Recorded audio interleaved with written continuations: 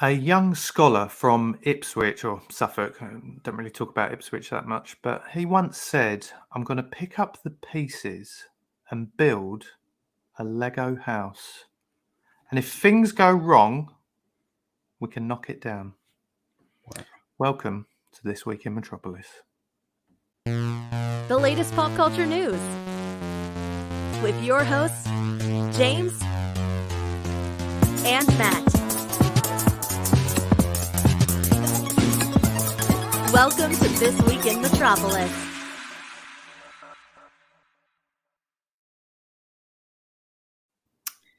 And welcome to another episode of This Week in Metropolis. This week we are delighted to be joined by Lego artist. That's right. And I mean, there's probably so much more, and we'll let Warren explain that. But we're joined by Warren Elsmore. Warren, welcome to the show. Thank you very much for having me. No, we appreciate it, and to let our viewers and listeners know, you're actually over in Washington at the moment, I assume, for an exhibition of some of your art as such. Yeah, we've got one of our exhibitions opening at the National Building Museum in Washington, D.C. Next weekend. So I'm here right now finishing up the install, doing press for them as well. So you get me from a very salubrious hotel room inside. we really appreciate you joining us, and that's incredible. We were just saying prior to joining the show live that the kind of attention that your kind of work gets, really, and the fact that you're going, as you know, you at the moment you're in the States. What does your work take you here, there, and everywhere? Then across the globe, or? It does. I mean, most of it is UK based. I think we're based in Edinburgh. So most of our work is for museums and galleries and exhibitions and stuff is UK based, but we've done quite a few in the US. We do corporate work as well. So last week I was in Lisbon for a corporate gig, and then a few weeks before that, Copenhagen. So yeah, it does get me around a fair amount, but not too much. It's nice to be home sometimes. So where did your relationship with Lego start? So what was the starting point for your love? Can't tell you because I can't remember. It was when I was little. But so as far as my mum and dad can remember, there was always Lego around from when I was really tiny. So I used to play with Lego as a kid. Massive Lego fan. Got the Lego catalogue back in the day when it was printed, and you had to pull it out and look at it and go, right, I want to ask Father Christmas for that, and I want to get that for my birthday, and this, that, and the other. So it's always been around, to be honest, apart from a few years, kind of like 15, 16 to early 20s when you get interested in other things. But apart from that, it's always been around, and it's just kind of, it's not stopped. So what brought you back to it then? What was the change of perspective with Lego at that age? So I came back as a fan when I was 21, something like that, just as an adult fan of Lego, which I'm guessing a bunch of your viewers and listeners will be aware of. But for people that aren't adults that play with Lego, why not? Yeah. There are plenty of those that listen to this show, certainly. Yeah. So I came back to it at that point and joined the UK's adult fan of Lego fan club, which is called Brickish. Ended up becoming the chairman of Brickish at the same time that my publisher was talking to me about doing a book of some of the models. At the same time, I'd done a massive model, which was getting suppressed, and I got asked by Lego and the Danish Tourist Board to build something for the London 2012 Olympics. Wow. So, and at the time, I still had a day job. So it was busy. Yeah. Hectic. But I mean, it's always been the dream just to get paid to play with Lego, and it seemed like all of those things happened at the same time. So it seemed like I'll give this a chance now because I'm never going to get as good a chance as that. And that was 11 years ago now. So that's incredible, and it's funny you say this about kind of being an adult and almost having a look again back at them sort of things that kind of gave you that buzz as a kid. And it's ironic really, because I'm drinking a bit. I don't know what you're drinking this evening, Matt, but I picked this up from the supermarket, and I've mentioned it, but Northern Monk Rocket Lollies. I mean, Rocket Lollies is something as a kid that we loved, and this is one of my favourite beers. But it does taste like Rocket Lollies as well. It does taste like Rocket Lollies. It really does, which is. I mean, I can't imagine a Lego flavoured beer would get do very well. But you're right, Lego. I mean, I grew up loving Lego. I mean, at some point, like you say, that I go into toy shops. I've got a 6-year-old and a 3-year-old, and Matt, yours are slightly older than mine. But the same thing, I think, reliving that through your kids almost perks the attention up again, because we go into toy stores now and see like a huge kind of Star Wars model, like one of the big ships or whatever. I can't think of the name off the top of my head. Millennium Falcon. Yeah, Millennium Falcon, and you see that in a toy store, and you think, wow, like the time that's gone into that. And there's people I know who are adults like us who are, they're the ones that are buying these huge models to make. Oh yeah, I mean, back when I started, it was, if it was the case you didn't know about it, someone had been adult fans of Lego pre-internet. There were news groups going on pre the web and stuff like that. So it's been around for a long time. But back when I started, it was still pretty niche, and people kind of look at you like, look out the corner of your eye, going, "Sure, you're still playing with kids' toys." But yeah, that's one thing that's massively changed in the last decade or so, is that it's okay to play with toys, and Lego have caught onto that. I mean, you can spend a lot of money on a Lego set these days. That was going to be one of my questions, which today I saw, which I will try and share, which I'm sure you would have seen, which was this incredible thing, which is for the listeners, is essentially a Pac-Man arcade machine made out of Lego. Which the thing that absolutely amazed me was you can turn a handle and it moves the ghosts around on it as well, which is just mind-blowing. What do you think of the sets aimed at adults? Because they're very, very expensive, and it's not meant to be a loaded question. It's really just your opinion on it, because I love Lego, but I love the accessibility of Lego, and it's you can build what you want and so on. Yeah. But sometimes I do give some of those sets a bit of a side glance, thinking that's like £500 or whatever, and that is definitely for the niche sort of collector as such. What are your thoughts on those sort of things? I mean, I guess for me it kind of depends on the set. So I'm not a big Star Wars fan at all. So massive Millennium Falcons and AT-ATs and Star Destroyers and all that sort of stuff. Saying he's not a fan of them and then mention 3 of them, but that that's because I know there are Lego sets of them. But so that sort of stuff has never bothered me at all. There's some really nice stuff. There's but some of it I totally get. Some of it you kind of look at and go, that's an awful lot of money for whatever it is, and it's not something you're going to play with. It's something you're going to build and put on the shelf and look at. And so, I mean, we still buy Lego sets to play with every so often, but we buy what we like. And there's a load of stuff that we're just like, nah, there's nothing for me. Not going to spend. I mean, even there's a Lord of the Rings Rivendell set that Lego released not so long ago. Really pretty. I mean, really, really pretty. It's 600 odd quid. And like, it's got to be seriously pretty for me to spend 600 quid to put it on a shelf. Yeah. So, I'm not going to go for that one. I went to, I think one of the key things you say there about something looking pretty on a display, and I think that's one of the key things. I took my son to an exhibition in Norwich, where we're based, and it was a dinosaur exhibition. Absolutely stunning, but not just the fact that it's not just a few bits of scenery and then a T-Rex in the middle. It's vast, I think, and the detail in them is incredible. Just from anything from if it's a water feature one and things like that. Just, I think you kind of forget the layers in it as such, and just forget that they're small. Even like Matt just said with that Pac-Man model. It's just the detail in it is incredible.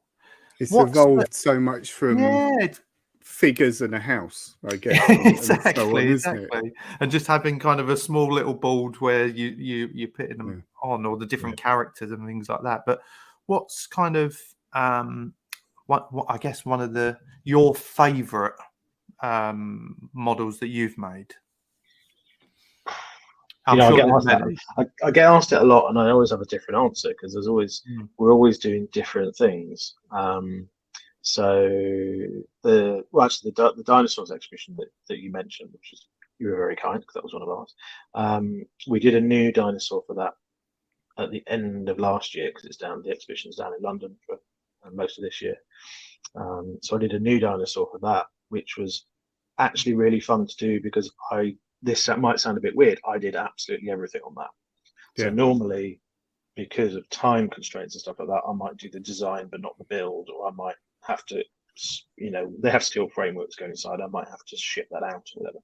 But because of the way time works, I got to do everything on that model, start to finish, which was really nice.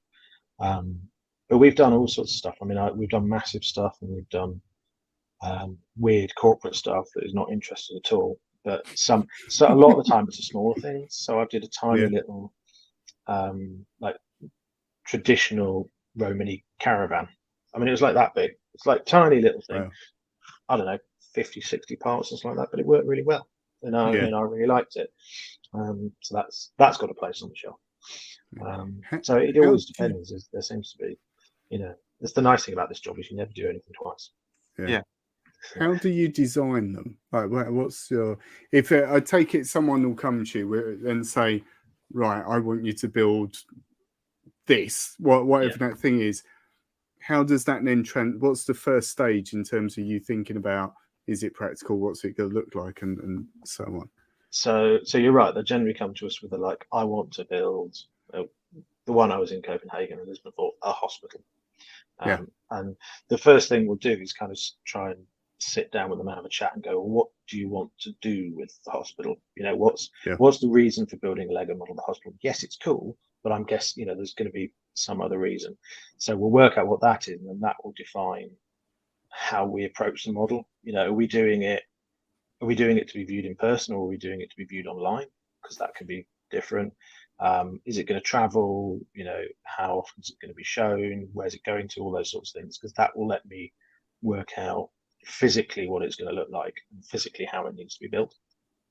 So we'll do that, and then we'll propose that back to the customer and go, we reckon you should do it like this. And then depending on the model at that point, it goes one of two ways. So it'll either be pull out a load of bricks and start building stuff. So that's exactly the same as anybody would do at home, other than we've probably got more bricks and they're probably better organized.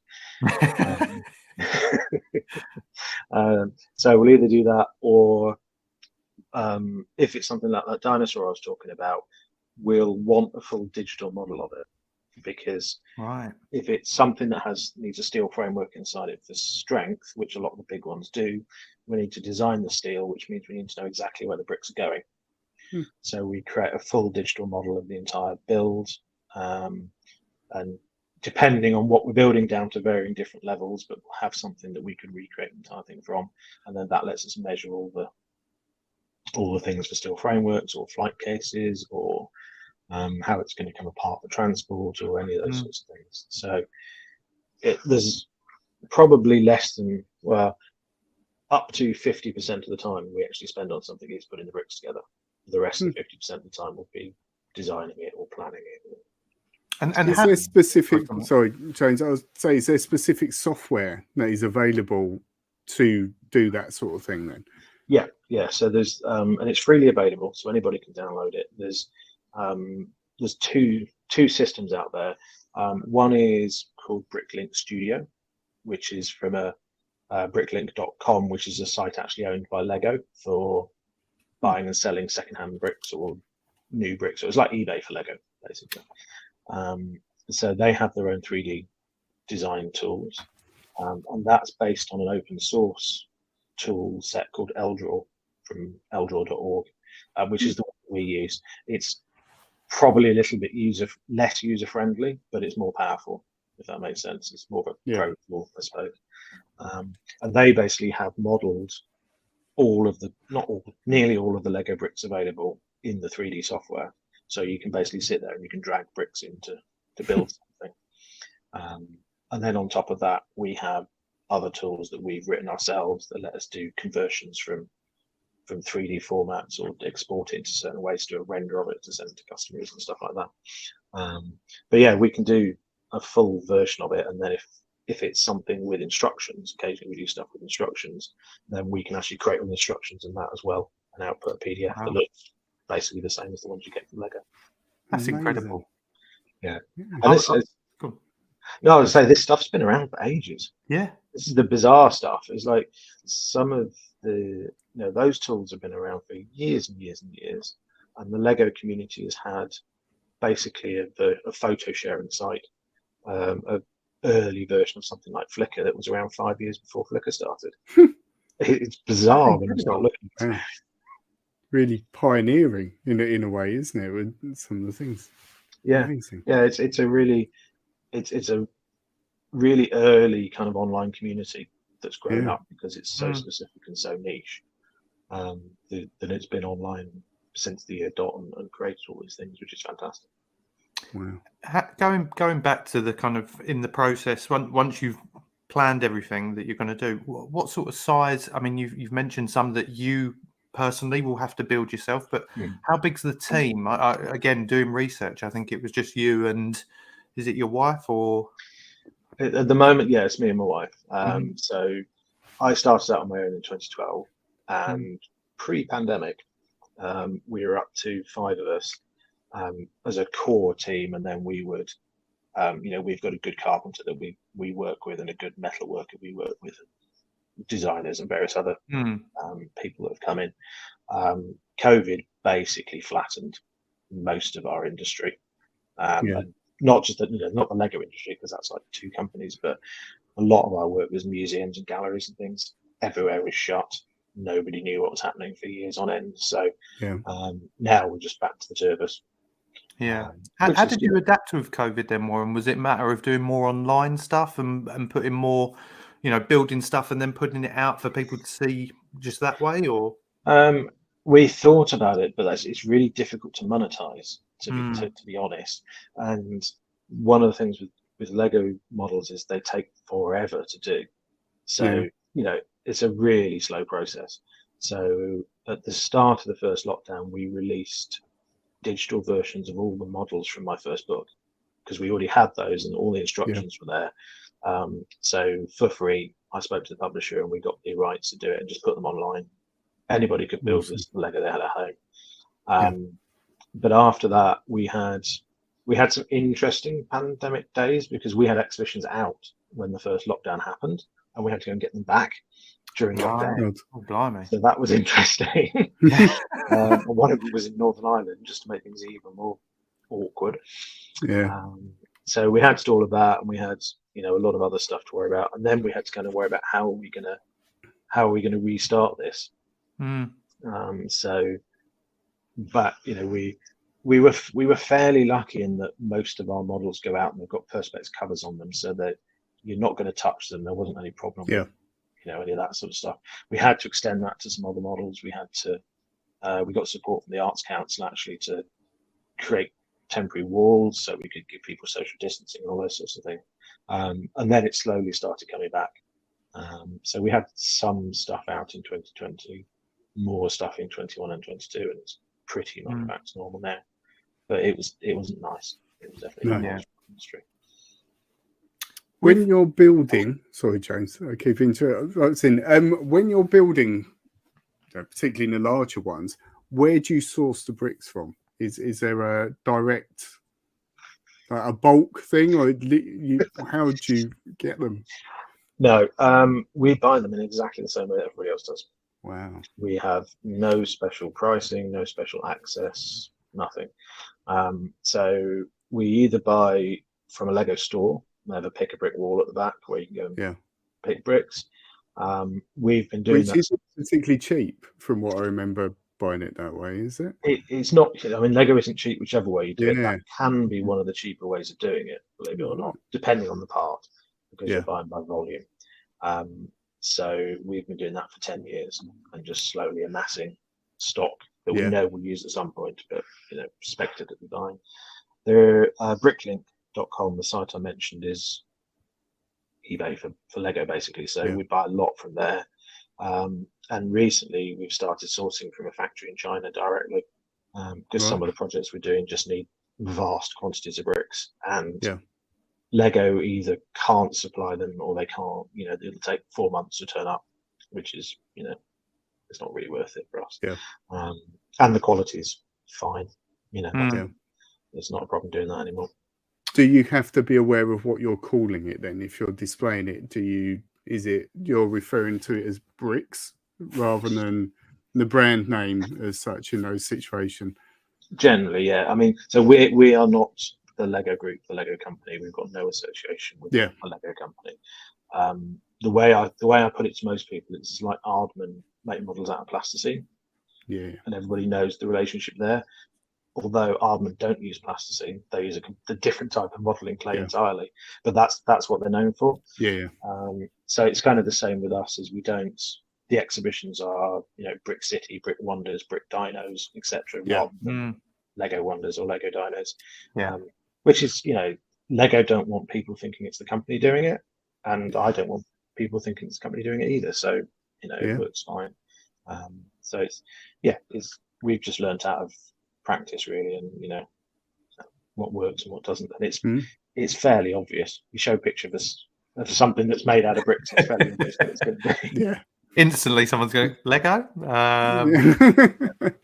It's a bit like Hoovers. What gives you, having done this, like you say, since 2012, what gives you that buzz to keep doing it? And is it really elaborate ideas? Is it what is it that kind of motivates you to think, God, I really want to get involved in this? This sounds really exciting. I think it's puzzle solving. I think is the main thing. So when I'm creating something, basically Lego is just a big 3D puzzle. You've got a limited palette of parts. You can't create new ones, so you need to arrange the parts in a way to make the model of the thing that you're doing look right. Or you need to do it for a structural reason or some reason so it can be easily taken apart. But there's lots of different queries. So it's basically puzzle solving to try and make the bricks fit what you want it to do. And that's what's the most interesting for me. I mean, we still get projects that I'm not going to mention what they are, but they're really dull. It's like, can you build this out? And Lego is like, yes, in about 10 seconds. Can, but I don't want to, particularly. Exactly. So it's nice when we get the ones that are solving a puzzle of how to do it or how to move it. Because like I said, when we're designing everything, we have to, because of the medium, you can't just paint it a different color or just chop a bit off or anything like that. So you have to know exactly what the end thing is going to look like and how it's going to have to come apart and be moved before you even start. So there's a lot of thought in doing that, and that's what's the interesting bit, I think. And the interesting thing with that, going back to kind of my own relationship with Lego and brick building, is some of the things that my son gets at his age. And he'll say, Daddy, can you build this? And I remember being, a young 6, 7, 8-year-old thinking, oh, God, I think the instructions are so much clearer now than what they were when I was younger. I don't know if they've developed that much, but I'll be making something and go, what was the point of putting that there? It's just layering up. And then all of a sudden, once it's finished, you look at it and you go, that makes so much sense now. And like you say, it's that puzzle solving of, and you'll know better than us, is that to get it to look as close to perfect, we need to stick in that thin layer of yellow there just to give it that little hint of color which it needs, or whatever it is. I find it fascinating, and the fact, I think you have to be really patient with Lego as well when you're building, because there must be you tell us, there must be some major frustrations at times. Oh yeah, no, it's interesting. I mean, Lego, just to, as you said, like stripes of yellow bricks or whatever. Lego themselves as a company take that whole puzzle solving bit even further. So you'll be building a blue car and going, why have I got yellow bits inside and green bits inside and stuff like that? But that's because they're different shapes. Yeah. And they're making it easier for you to build, to go, oh, put the yellow one there and then the green one there and stuff like that. Until you get to the 18 plus sets, in which case, you're an adult, you should be able to cope with this. But yeah, I mean, we can spend literally months on projects. They are incredibly time consuming, especially the bigger, or most of the models we do, and especially the bigger sculptural models, are all glued together. And that's not because they wouldn't work without the glue, it's so that we can transport them without them falling to pieces.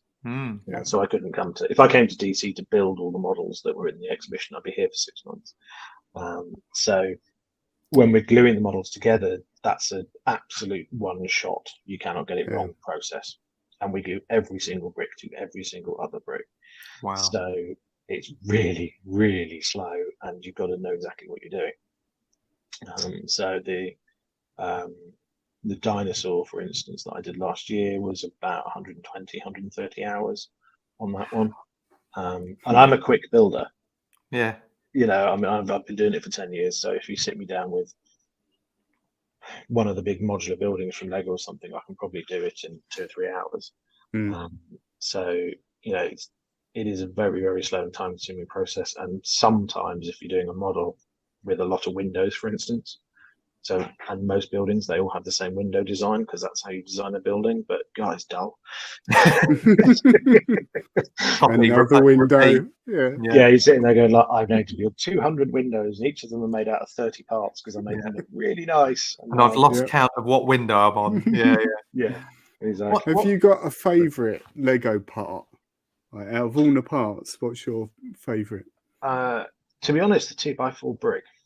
Kind of archetypal Lego 2x4 brick, because there is like that storage brick that happens to be. There is literally nothing you can't build out of those if you've got enough of them. And it comes back to that puzzle solving thing. It's a really nice thing for me to do. Sometimes it's like, if I'm doing a build in front of the public or something like that, we'll just use those, and then I have to use my mind and my brain to work out, how am I going to make this thing? How am I going to make a round surface out of these square bricks, or a dome, or something else? You get to spend some time thinking about it, which is nice. My favourite has always been the baguette. The little Lego baguettes, I think, are awesome. But especially when they got the groove down the back, so the hand can fit in it. I remember having one of those when I was young, and I think we've still got them because my boys have got tons of Lego, and we've kept it all. But and that's my favourite. What's in what you do, Warren? What's kind of competition for you? Is there many people like you who are a brick artists? There are some. There's not a lot of us. Probably under 50 kind of companies or people worldwide doing this sort of thing.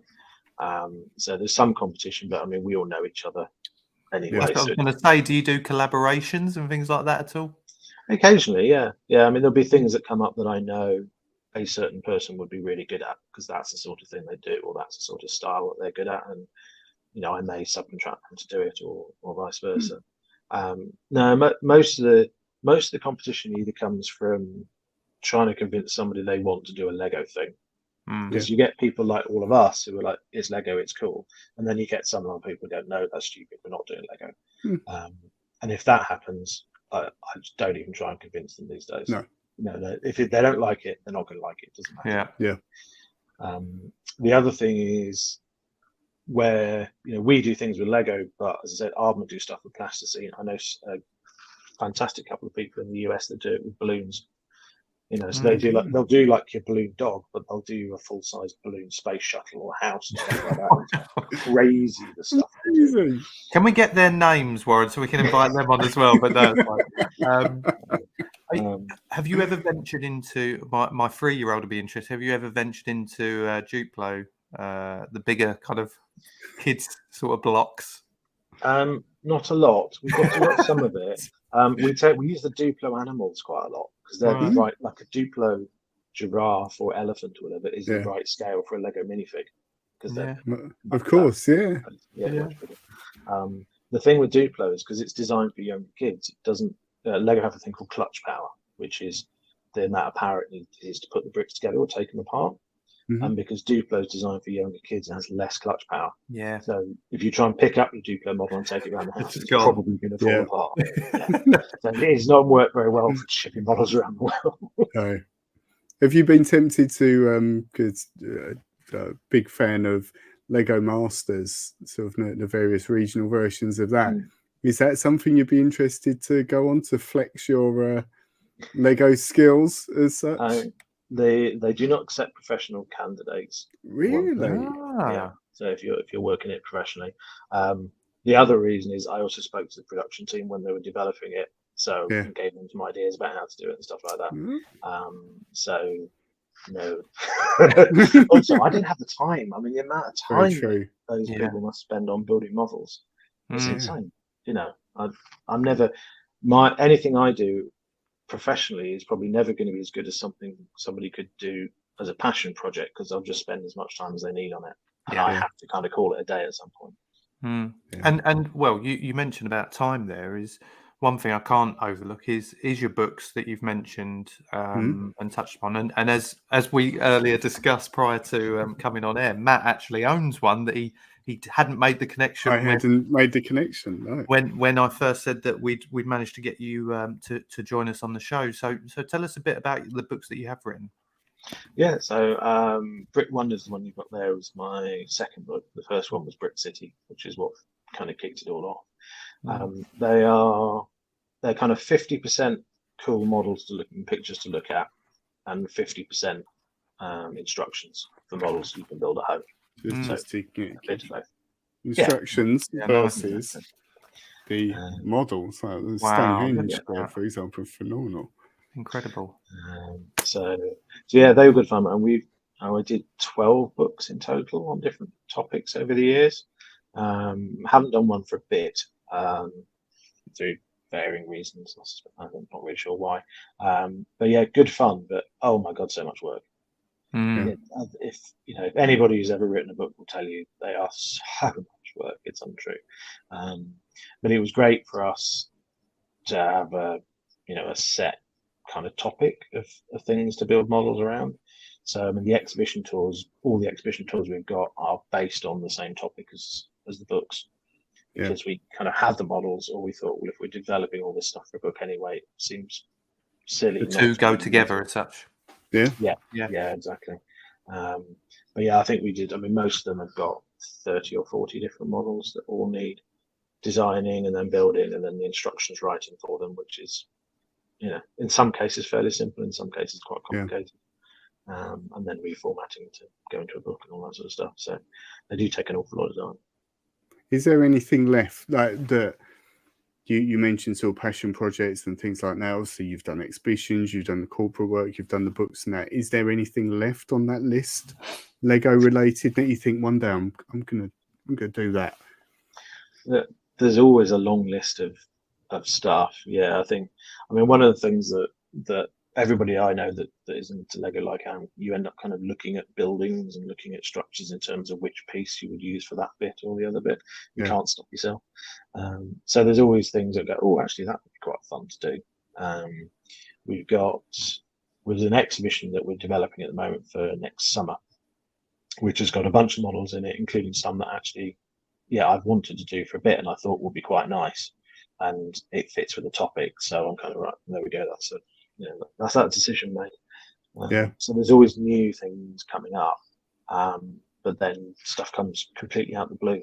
You're just looking at something and completely not think about it and go, oh, actually, that would make a really nice Lego model.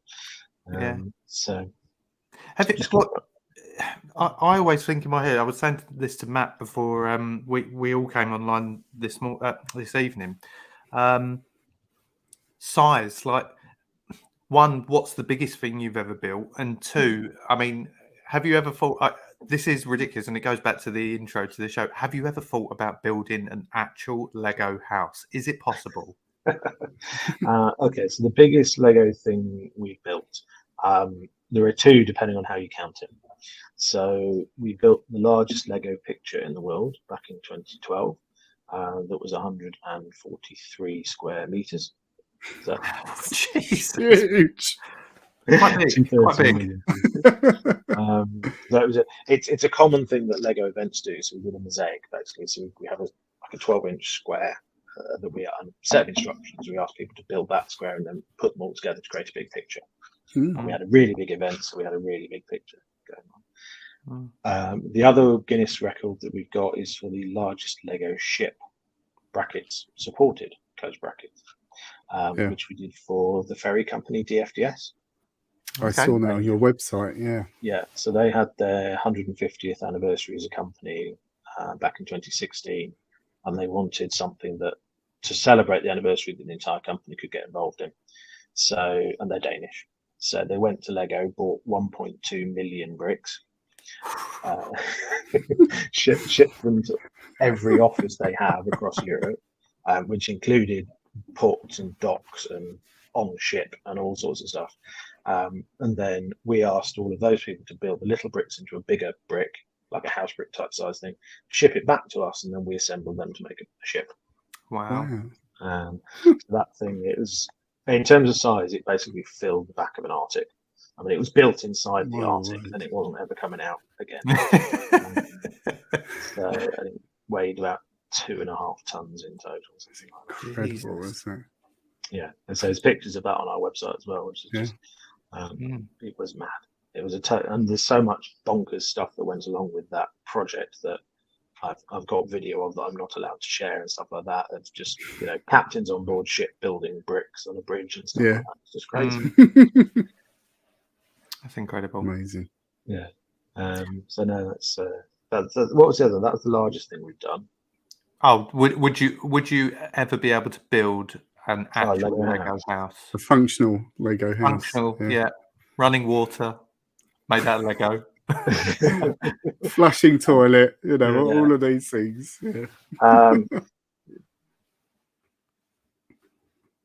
Experience. I tried making Lego wine glasses and beer glasses, and they don't tend to hold wine very well. But yeah, I mean, a long time back, James May in his Toy Stories program built a full-size house. And funnily enough, when he did that, he went to the club I was later became chairman of and said, could we do it? And we all just went, yeah, it's fine, it's easy, it's not a problem. I mean, Lego is stupendously strong, you know. In terms of compression and stuff, I think somebody did the stats and you could build a tower halfway to the moon before the ones at the bottom collapsed, or something stupidly bonkers like that. You know, I mean, we use Lego bricks to shore up the corners of tables and stuff like that because we've got loads of them around. So yeah, there's no technical problem doing it. It's really just the cost, because anything we build in Lego costs a lot more than the real thing. You know, and a full size Lego house is going to be £500,000 or something like that. I don't know. Wow. Well, put that on your bucket list, Warren. And then, we'll if there's any sponsors out there with £500,000 to spare that they would like to give to build a house. Definitely. Well, listen, Matt, have you got any questions before we we're good to move on? Move on to the anniversary spread? Because Warren, first and foremost, thank you so much for joining us this evening. Appreciate you taking the time to come and chat to little old us. But it's fascinating. I feel like there's loads of questions I'm sure me and Matt could ask you. So we, you know, at a later date, we'd love to have you back on the show. Yeah, sounds good. But we will end. It's time for a little bit of fun. Now, are you a big movie buff or music, gaming? What's your kind of? We know you're a child at heart with Lego. Well, your passion for Lego. So that is true. Probably movies out of those things. Okay. Well, you might, I hope, like this segment. So let's play the video for that. Anniversary spread. It's a small video. It doesn't take 2 seconds. So we'll crack straight on. So for those that aren't aware, and Warren, I'll just repeat the rules on this. So I've got 5 things that are celebrating their anniversary today on the date that this show airs, which is tomorrow, 23rd. 5 of them things are celebrating their anniversary. and all you guys have got to do is guess what the year was.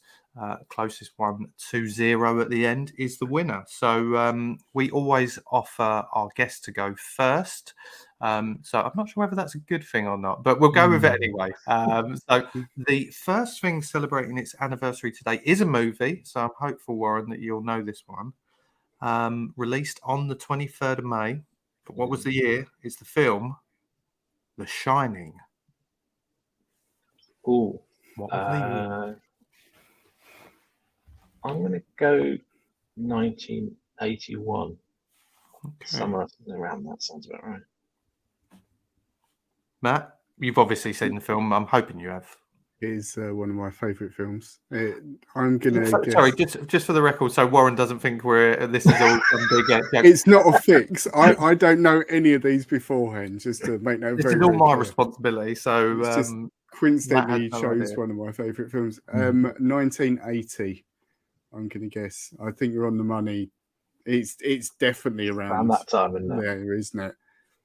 Okay. This is becoming a bit of a familiar theme here because I can reveal that film did come out in 1980. So, as much as I'm saying it's not a fix, Warren, if I flick back through the last few episodes, Last season, one, I lost every single week, pretty much. We do blocks of 10 episodes, and I got destroyed every week. So Exactly. I promise you, it's not fixed. it's a good start, guys, because although you were only 1 year out, Warren, so you're on to +1, Matt, you're still on 0.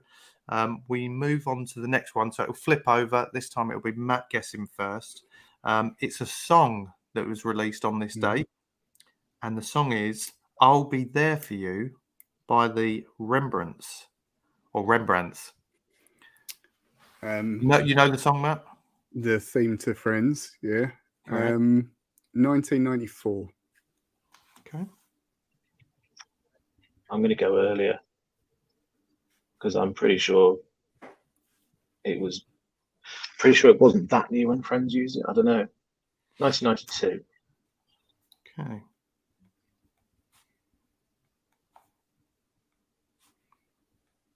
Okay, I can reveal that the song was released in 1990. Matt's got his fist there waiting to do like a It's so tension. 95. Oh. So Is that when Friends came out then? That was it released? I don't know if that was necessarily when Friends came out. Actually, there was a little fact underneath this when I was reading up today's anniversaries that said the original choice for the Friends sitcom was a U2 song, but they ended up saying no, it's all right, and they ended up cost a going with lot as well, didn't it? yeah. So Matt, you were 1 out. You go on to +1. Warren, you were 3 out, so you go up to 4. So there's still only 3 in it, which is really tight. However, last week I think Simon, who was our guest, was something like -15, and he still ended up winning. Yeah, so well, anything can happen. By the time we came to the penultimate one last week, Simon was on +13, Matt was on +2, and he ended up winning. And But I anyway, still lost, we'll get to that. We flip back now to Warren going first. It's another movie, so it's in your favour, Warren. And again, I didn't know that you was more of a movie fan, but let's go with it.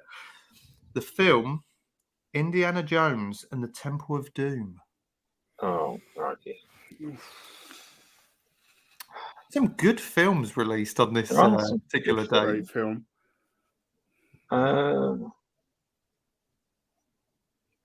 I'm guessing 86. Okay. Great year.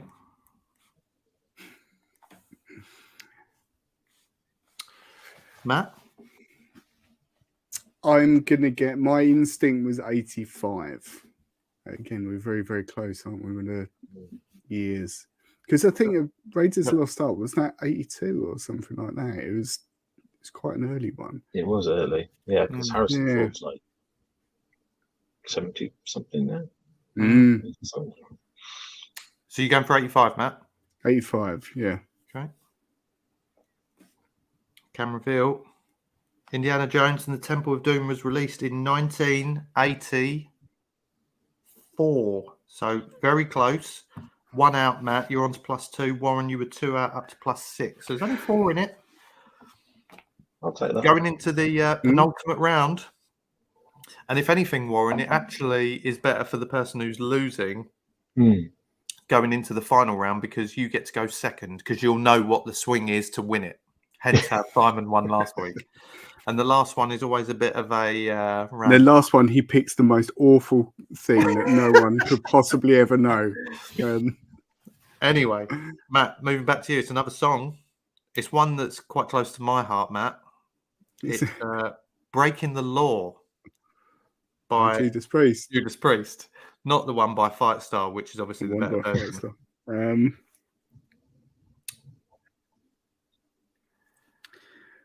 I'm going to say 1981 is what I'm going to say for that.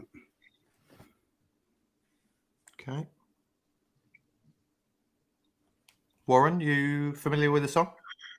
I am, but I have no idea when it was released. I'm going to go for 1980 on the basis that it's not that far out from your guess. So, it's a good guess. My other guess would have been 1980. It's around that time. It's from the British Steel album, I believe. It is I think indeed. I've got the album. I can reveal that Breaking the Law by Judas Priest came out in 1980. Bang on the money there, Warren. So Warren stays on +6. You're one out onto +3. So there's only 3 in it, which is a really good place to be in, Warren. Actually. Not a 14 swing like last week, Matt. Yeah. So, okay, so Matt, you will go first because you're currently in the lead, and it's a game. I can't reveal what platform it's on, as you're aware, because that might give it away. Is this the last question? This is the last one. It's the last question, right? Okay. The game, Retro Boy 3000. Retro Boy 3000.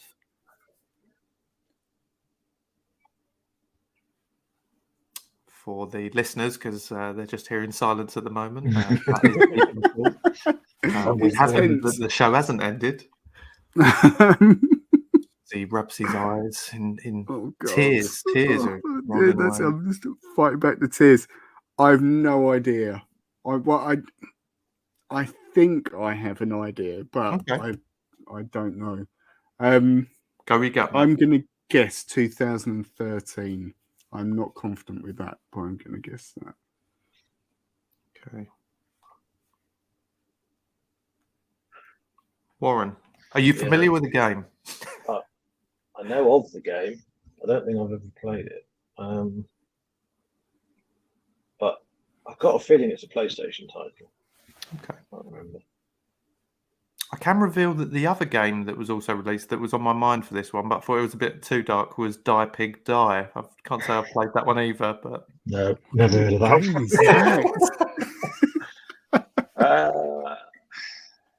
So you know, at the moment, there's 3 in it between you. So if you wanted to go 4 either side of Matt's guess... And Matt was what, 2002? 2013 is what I guessed. And that is a complete guess. That's not based on anything really. I've got a feeling it's older than we might think, so I'm going to go for 2009. Okay, it's a tactical play, that one. Tactical play. That's what we like.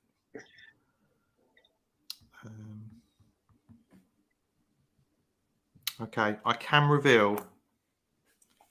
It pains me to say this. The game came out in 2013, 14, sorry, 14. He was 1 out. So Matt moves on to +4. Sadly, Warren, you were 5 out. So you moved on to +11. So Matt is back with a win this week. And somehow with that last one, which I thought would fool you massively, Matt. Is it linked to Fallout, the game? It's an Android game. It's a phone game. Because in the game Fallout, they have a thing, and it's like a communicator, but it's something boy. Yes, it does. Isn't that Paperboy or something like that? I thought. No, it's not Paperboy. It's or is that am I going back to my youth? You know, Matt, I don't play all these games, so it's you need to do your research. I should do my research. research. What it is. Anyway, yeah. Anyway, well, listen, Matt, Was a good you're the guess. winner. Well done, you. Warren, very close. That's a low score for both of you, actually, on our records. And I will be putting together some sort of table with all the guests and what their final score was. You need to. And then Matt will buy whoever is top of that league a trophy. That's what he's going to do. So. Yeah, that's fine. That's fine. Made out of Lego trophy. Yes. I've got one somewhere, I think, so it's fine. Indeed. So well, listen, just to wrap up again, Warren, thank you so much for coming on. Where can all of our listeners and viewers go and find out more about you? Are you on social media? Is it just your website to focus them? No, the website is warrenelsmore.com. Mm-hmm. And if you can't spell that, just Google for Lego Warren. It'll find me. We're Facebook is, I think, Warren Elsmore, Twitter, Instagram as well. We're not on Twitch or TikTok, but we're on the others. But yeah, just Google around for me, you'll find details. And if you are in the UK or in Washington DC, we have shows in your way coming soon. And we've actually got listeners and viewers from over the other side of the water. So hopefully, if you are in and around Washington, go and check out one of Warren's exhibitions. And I'm assuming on your website, it's got all your dates that you're doing things. It has all the dates that are announced. Yes. So there are other things coming that aren't yet announced, but all the dates are announced. Watch this space for that, and we'll I think, as with anyone who we have on our on our show, we will share as and when we can see any sort of updates from you. So listen, it's been an absolute pleasure. If you stick around after the outro, then we'll say goodbye as well off air. But until next week, Matt, thanks for everyone for joining us. Thank you. We shall see you soon. Take care. Hope you enjoyed the show. If you did, don't forget to like and subscribe on your favorite service. Past and future episodes can be found on all major streaming platforms, including Amazon, Apple, Google, Spotify, and YouTube. You can also contact James and Matt via Facebook, Instagram, TikTok, and Twitter. They will return in the next This Week in Metropolis.